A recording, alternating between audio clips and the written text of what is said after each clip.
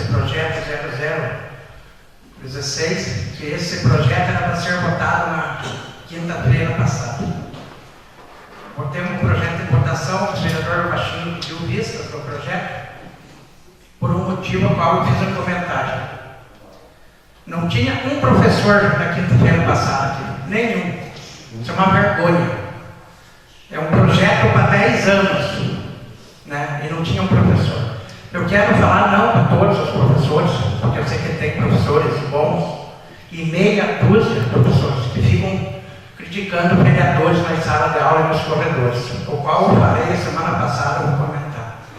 Tem um outro projeto, 005, que é um projeto bom, a qual eu sou favorável, por causa de meia dúzia de professores que não estão entendendo o projeto, que nós desaprovamos esse projeto.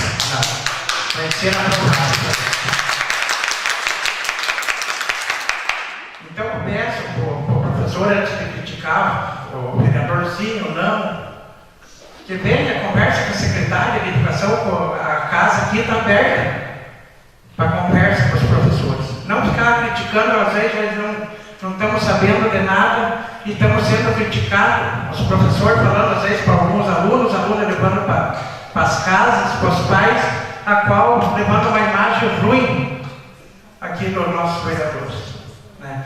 E desde o meu primeiro mandato, 2005 a 2008, nem o vereador na época, e hoje eu tenho certeza, é contra os professores.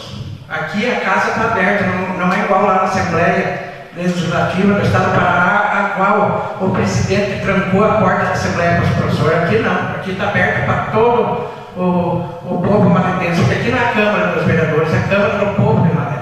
Né? Então é isso que eu queria falar para vocês e falar para os professores, que podem ficar tranquilos que esse projeto vai ser aprovado sim. Nós não vamos ali por causa da minoria não aprovar o projeto, porque eu sei que a maioria quer que nós aprovemos, e é um plano muito bom. É um plano que foi feito com a PP Sindicato. Né? Então, deve, na outra quinta, talvez antes, fazer uma extraordinária, a presidente vai marcar e nós vamos votar esse projeto. Pode ficar tranquilo vocês.